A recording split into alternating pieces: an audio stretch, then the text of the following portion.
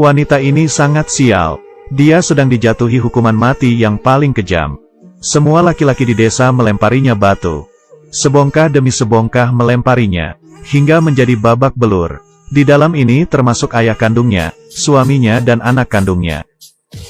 Yang paling tidak bisa diterima adalah, ini adalah suatu kisah nyata. Seorang wanita bernama Soraya yang dituduh selingkuh oleh suaminya. Hal buruk, jahat dan keji ini akan hilang dengan kematian Soraya. Soraya memiliki seorang bibi yang mempercayainya. Di hari kedua kematiannya, bibinya mengangkat mayat Soraya yang ngapung di tepi sungai. Saat itu bagian tubuh Soraya sudah dimakan oleh anjing liar, dan hanya tersisa beberapa bagian saja dan menguburnya ke dalam tanah. Di suatu perjalanan, seorang pria mobilnya rusak, lalu ditarik ke dalam desa untuk perbaiki. Bibi yang pulang kebetulan bertemu dengannya. Di dalam tas pria itu ada sebuah alat rekaman. Bibi kira-kira menebak, pria ini sepertinya seorang reporter. Dia ingin memberitahu seluruh dunia apa yang terjadi dengan Soraya. Karena dia sudah menepati Soraya, kepala desa dengan cepat membawa pergi sang bibi, dan memberitahu reporter kalau si bibi itu punya masalah mental. Tapi diam-diam bibi mengundang reporter ke rumahnya, dan membuka alat rekamannya, lalu menceritakan semua yang terjadi dengan Soraya. Soraya selalu mendapatkan kekerasan oleh suaminya si Ali. Ali adalah polisi di desa. Di sini mereka itu dijodohkan. Ali mempunyai pikiran untuk menikahi seorang lagi. Tapi dia tidak mempunyai uang. Kebetulan di penjara ada seorang penjahat. Penjahat itu mempunyai anak perempuan.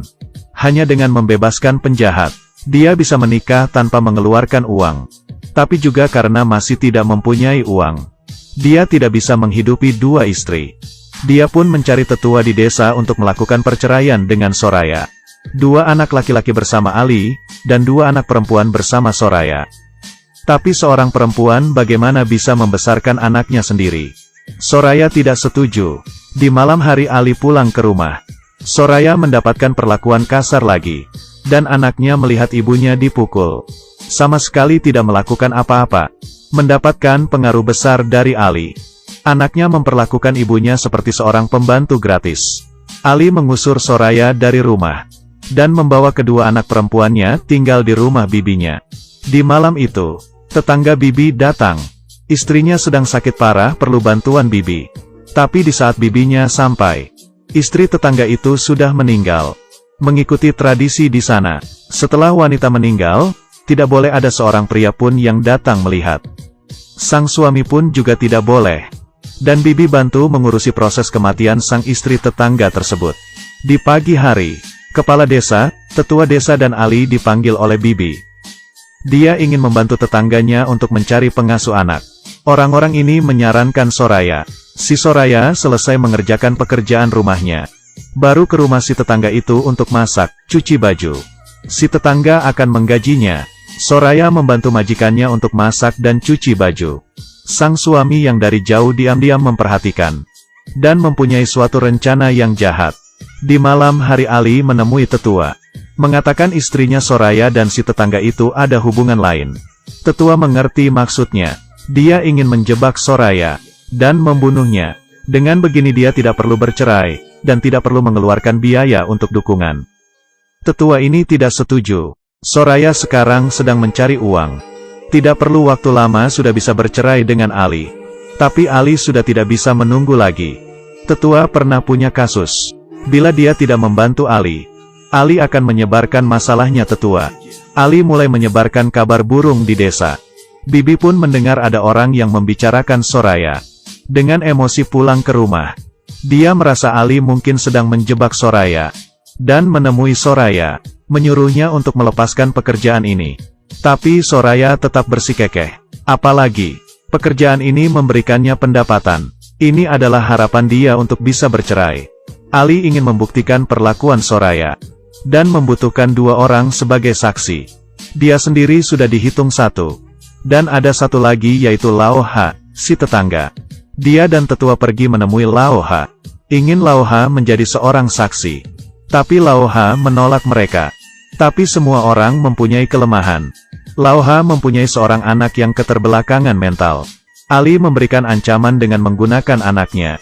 Tanpa bisa apa-apa, Dia pun menjadi seorang saksi. Di jalan raya desa, Ali dengan kasar memukul Soraya. Dengan keras mengatakan Soraya selingkuh. Semua orang pun melihatnya, tapi tidak seorang pun yang mengulurkan tangan untuk menolongnya. Bibi dengan cepat datang dan menolong Soraya, dan membawanya pulang ke rumah.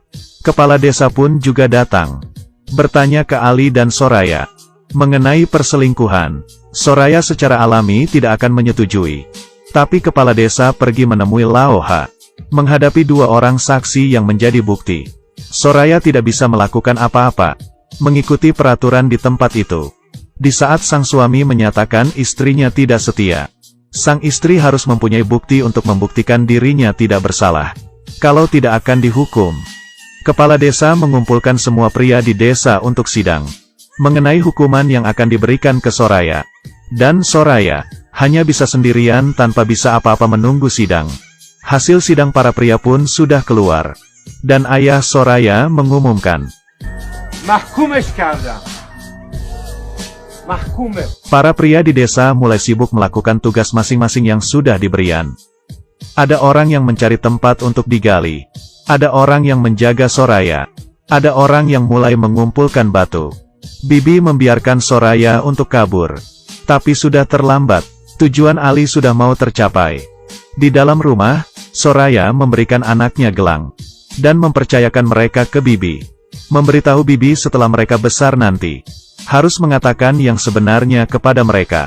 Kedua anak laki-lakinya memasuki rumah. Soraya memberitahu anak laki-laki kecil bahwa dirinya tidak bersalah, tapi anak laki-lakinya yang besar memisahkan mereka. Di mata anak sulung penuh kebencian. Setelah mandi dan berdandan, Soraya dibawa keluar dari rumah dan menuju tempat hukuman. Semua pria sedang menggosok. Kepala desa sudah mengumumkan hukuman yang akan diberikan ke Soraya. Tetua mengatakan Soraya sudah mengotori desa. Tiap pria memegang sebuah batu yang akan dilemparkan ke Soraya. Untuk mendapatkan kembali kehormatan desa, Soraya membuka jubah hitamnya, dan dalamnya ia memakai baju pengantin putih. Dia diperbolehkan untuk memberikan kata-kata terakhir. Soraya melihat ayah kandungnya, suami, anak dan tetangga, dan mulai menanyai mereka, tapi belum juga menyelesaikan perkataannya. Sudah dipotong oleh sebuah kalimat. Selanjutnya dia dimasukkan ke dalam lubang yang sudah mereka gali. Bagian bawah tubuh di dalam tanah, lalu kedua tangannya diikat. Dia sudah menjadi sasaran. Semua orang berteriak. Di dalam ruangan, tetangga perempuan membuka suara radio hingga paling besar. Lalu menutupi telinga kedua anaknya Soraya. Dan di luar rumah, hukuman dimulai. Yang pertama melakukan adalah ayahnya. دختر من نیست دیگه. من پدرش نیستم منبر. Yang kedua adalah suaminya. Yang ketiga adalah kedua anak laki-lakinya. Yang terakhir adalah semua pria di desa. Sebongkah demi sebongkah batu terlempar ke arahnya, melempari seorang wanita yang tidak bersalah. Orang-orang yang melihat di sebelah pun tidak tahan hingga muntah. Dan para laki-laki berteriak dengan senang. Hingga Soraya tidak bernafas lagi. Mayat Soraya dibawa pergi. Tapi tidak mempunyai kualifikasi untuk membeli tanah. Dia dibuang ke alam liar dan dimakan oleh anjing liar. Semua yang diceritakan oleh Bibi sudah direkam. Tapi reporter ingin membawa cerita ini pergi dari desa. Adalah hal yang mustahil. Ali saat itu sudah tidak memedulikan hal itu lagi. Karena ayah dari istri yang ingin dia nikahi akan segera dilakukan hukuman mati juga. Dari perkataannya, usahanya sia-sia. Dan dari perkataan tetua, sibuk untuk bukan hal apa-apa. Mereka semua lupa dengan kejadian melempar batu ke wanita hidup-hidup hingga mati. Reporter ditahan oleh tetua. Para penduduk menggunakan pistol untuk mengancamnya agar menyerahkan kaset rekaman. Lalu kaset itu dihancurkan. Setelah reporter menyalakan mesin mobilnya, sang bibi muncul. Di tangannya, barulah kaset rekaman yang sebenarnya. Bibi sudah menepati janjinya ke Soraya. Sang reporter pun berhasil membawa pergi kaset rekaman itu dari desa. Kisah Soraya ditulis menjadi sebuah buku. Diproduksi menjadi sebuah film. Semua orang di dunia menjadi tahu hal keji yang terjadi kepada Soraya. Hukum rajam Iran dan isu hak-hak perempuan telah menarik perhatian masyarakat internasional. Hingga saat ini, Masih banyak negara yang menggunakan hukum rajam. Menyakiti para perempuan. Setelah melihat film ini, kita tahu apa yang disebut dengan sulit untuk tenang jika Anda tidak mau melakukannya. Sangat berharap Thailand akan membuat film seriesnya, Soraya sebagai arwah, dan semua orang yang menyakitinya mendapatkan balasan.